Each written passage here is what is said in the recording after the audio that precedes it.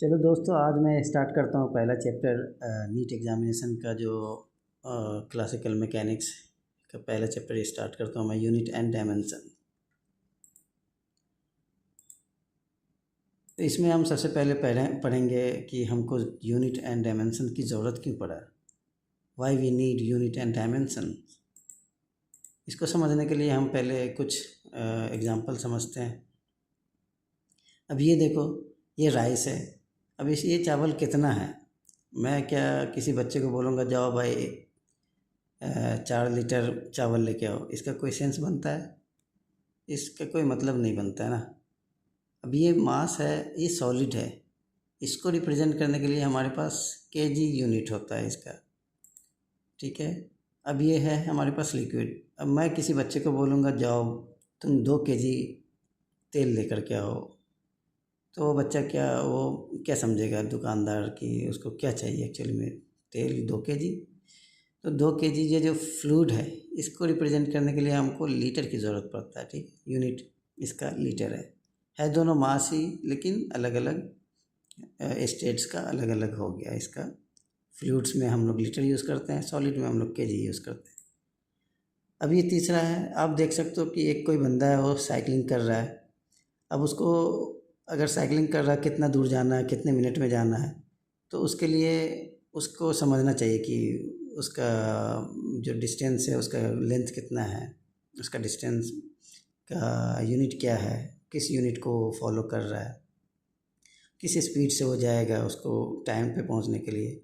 तो इन सारी चीज़ों को समझने के लिए हमको क्या पड़ रहा है, डायमेंशंस और यूनिट एंड डायमेंशंस की ज़रूरत पड़ेगा, ठीक है। अब ये फ़ोटो आप देख सकते हो, मैं इस फ़ोटो को लगाया हूँ इसलिए कि आप लोगों को समझने के लिए।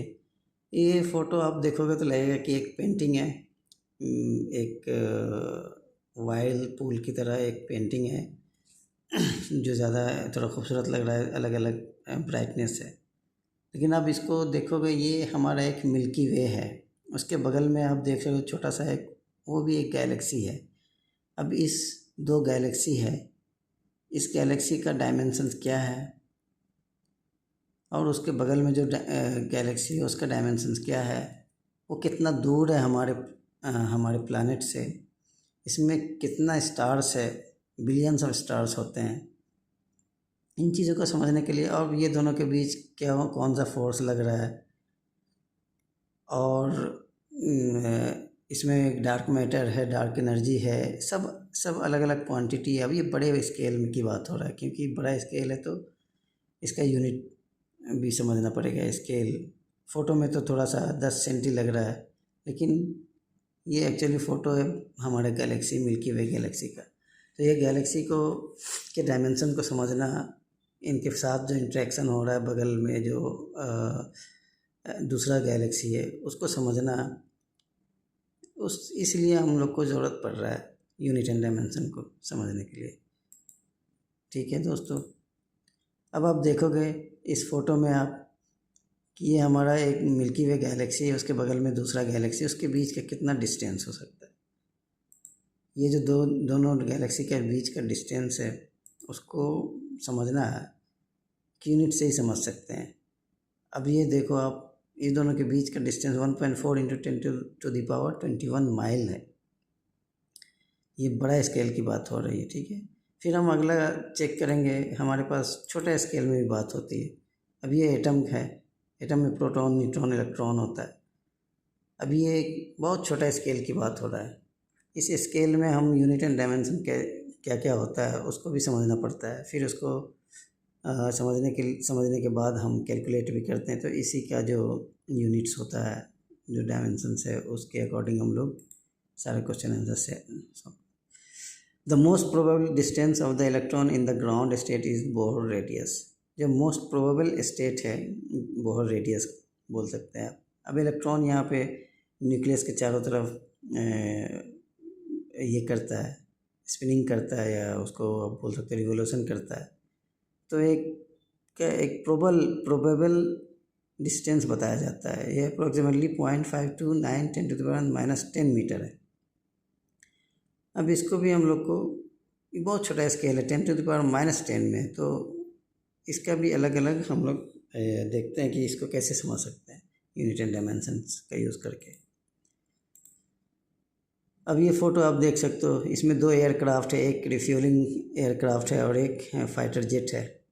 अब इस दोनों के बीच में कितना डिस्टेंस होना चाहिए, किस स्पीड से ये जाएगा और कितने हाइट से है अर्थ से, कितना है एटमॉस्फेरिक प्रेशर है, ठीक है, टेम्परेचर क्या है, बहुत सारा चीज़ है जो इस जो सिचुएशन है इसको भी समझने के लिए हमको अलग अलग, एक सिचुएशन है लेकिन कई सारा यूनिट्स की ज़रूरत पड़ेगा। अलग अलग सिचुएशन के लिए अलग अलग यूनिट्स है, प्रिंसिपल्स है, लॉज है, ठीक है।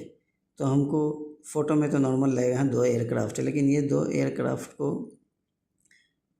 इस सिचुएशन से गुजरने के लिए बहुत सारा यूनिट्स को और डायमेंशन को समझना पड़ता है। उसकी अलग अलग डायमेंशंस की अलग अलग चीज़ें होता है, ठीक है। फिर आप देखोगे ये हमारा टैब है। टैब में आप देख सकते हो अलग अलग चीज़ें होती है। जैसे आप कोई टैब लेते हो तो आप देखते हो हमारा कैमरा कितना मेगापिक्सल का है, वो पिक्सल एक यूनिट है। रिजोल्यूशन क्या है वो भी अलग अलग यूनिट है, उसको समझने के लिए अलग चीज़ें हैं। फिर आप बोलोगे कि इसका रैम क्या है, वो यूनिट है। रोम क्या है, ये इंटरनल मेमोरी, ये सब प्रोसेसर, ये सब क्या है, यूनिट पे डिपेंड करता है। अलग अलग चीज़ें हैं। अब जैसे वो एयरक्राफ्ट था उसका अलग जाएगा, उसमें कई सारा यूनिट्स है, इसमें कई सारा यूनिट्स है। इसको समझने के लिए भी अलग अलग यूनिट्स है। कंडक्टर का यूज़ होता है इन सारे टैब्स में, इलेक्ट्रॉनिक्स में, उसको समझने के लिए यूनिट्स है। और कितना बड़ा चिप बनता है, छोटा चिप्स बनता है, अलग अलग मेमोरी कार्ड है, तो उसका डायमेंशंस को भी समझना, नैनो मीटर में, मिलीमीटर में, ये इस तरह की चीज़ें हैं। इन सब को समझने के लिए हम क्या करेंगे, यूनिट एंड डायमेंशंस सबसे पहले हमारा जो चैप्टर है यूनिट एंड डायमेंशन को समझना बहुत ज़रूरी है। फिर आप देखोगे ये इंजन है। अभी कोई भी इंजन को समझने के लिए अभी इसमें क्या हो सकता है, इसमें फ्लूइड डालते हैं, कंबसन रिएक्शन होता है, फिर वो हीट जनरेट करके इस इंजन को स्टार्ट करता है, जिसमें रोटेशन हो गया। गाड़ी में फ्लूइड होता है ब्रेक लगाने के लिए, फ्लूइड मैकेनिक्स का भी यूज़ करते हैं इसमें। अब टायर है वो रोटेट करता है, फिर वो आगे मूव करता है। तो अलग अलग है, आपको देखने में लगेगा कि बहुत कॉम्प्लेक्स है। अब इन सारा कॉम्प्लेक्सिटी को समझने के लिए हमको यूनिट की ज़रूरत पड़ता है। अभी कितने बड़े डायमेंशंस में है उसको भी समझने के लिए हमको डायमेंशन की ज़रूरत पड़ता है। तो डायमेंशन और यूनिट दोनों को समझना बहुत ज़रूरी है। फिर आगे हम बढ़ते हैं। अब हम किसी भी क्वांटिटी को, फिज़िकल क्वांटिटी को डिफ़ाइन करते हैं, उसको मेज़र करते हैं कैसे, या उस फिज़िकल क्वांटिटी को किसी और फिज़िकल क्वांटिटी के मदद से मेज़र कर सकते हैं कि नहीं कर सकते। तो we define a physical quantity either by specifying how it is measured और by stating how it is calculated from other measurement, ठीक है। तो ये फिज़िकल क्वांटिटी को हमने डिफ़ाइन किया है। अब एसआई यूनिट्स, बेस यूनिट्स हम देख लेते हैं। एसआई यूनिट्स का बेस यूनिट में हमारा 7 है। सबसे पहला जो है लेंथ है। लेंथ का जो यूनिट है वो मीटर है। फिर सेकेंड है हमारे पास मास, जिसका यूनिट होता है किलोग्राम।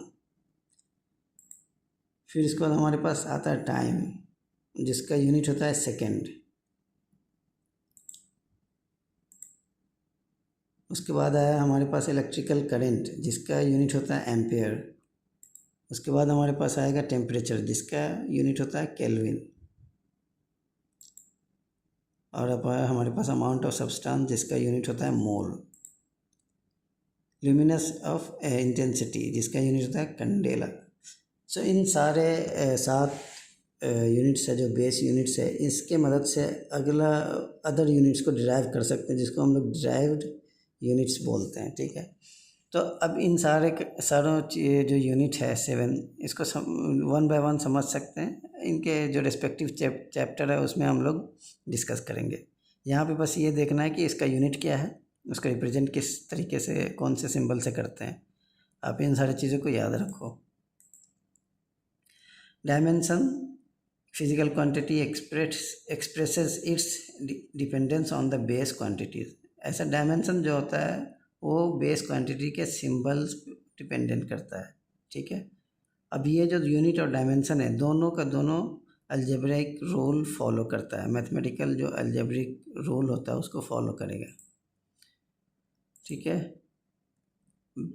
अब बहुत सारा बेस क्वांटिटी हम देख सकते हैं, बेस क्वांटिटी फिजिकल क्वांटिटी हम देख सकते हैं जिसमें हमारा यूनिट और उसका डायमेंशन, लेंथ का L है, मास का M है, टाइम का T है, करंट का I है, टेम्परेचर का थीटा है, अमाउंट ऑफ सब्सटेंस का N से रिप्रेजेंट करते हैं, ल्यूमिनस ऑफ इंटेंसिटी को J से रिप्रेजेंट करता है, कैपिटल J है, एक स्मॉल j है जो जूल है वो अलग है, ये हमारा बेस क्वांटिटी है, उसको रिप्रेजेंट करने के लिए हम लोग L M T I theta N J। उसके बाद आप देखो calculation of dimension for other quantities कैसे हम लोग यूज़ करते हैं, जिसको डिराइव्ड कैलकुलेशन बोल सकते हैं। स्पीड हम जानते हैं डिस्टेंस डिवाइडेड बाय टाइम होता है, तो उसको हम लिख सकते हैं मीटर पर सेकेंड। अब मीटर लेंथ है तो लेंथ का जो डायमेंशन वो L होता है, सेकेंड है टाइम का जो डायमेंशन है T होता है। अब इसको लिख सकते हैं हम L divided by T equals to L T to the power -1, ये स्पीड का डायमेंशन हो गया, ठीक है। यूनिट मीटर पर सेकेंड है। वॉल्यूम का सरफेस एरिया, अगर ये देखोगे आप किसी सिलेंडर और स्फीयर का, वॉल्यूम जो होता है सरफेस एरिया होता है और इंटू हाइट। वॉल्यूम निकालने के लिए एरिया इंटू लेंथ तक कर सकते हैं, हाइट लेंथ है, एरिया A है, एरिया का हम लोग जानते हैं डायमेंशन L² होता है इंटू L। अब इसको जब मल्टीप्लाई करेंगे, क्योंकि ये अलजेब्रिक रूल फॉलो कर रहा है, तो L² into L is equal to L³।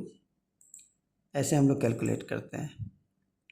ये सारे क्वांटिटी है, फिजिकल क्वांटिटी, लेंथ, मास, टाइम, उसका रेस्पेक्टिव ऐसा यूनिट क्या है, मीटर है, सिंबल क्या है, M है, डायमेंशन L है।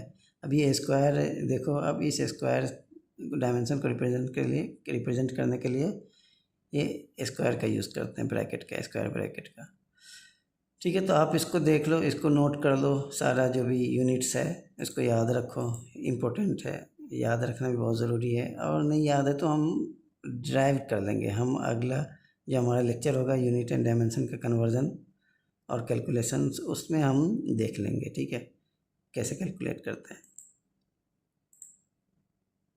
ये सारे यूनिट एंड डायमेंशंस है, इनको आप याद भी कर सकते हो, और फिलहाल आप याद कर लो तो ज़्यादा अच्छा है। धीरे धीरे जैसे जैसे चैप्टर आगे बढ़ेगा मैं सारा कैलकुलेट करना भी सिखाऊंगा, और कुछ प्रॉब्लम है जो नीट में पूछा गया उसको भी सॉल्व करूंगा साथ में, तो आपको समझ में ज़्यादा आएगा।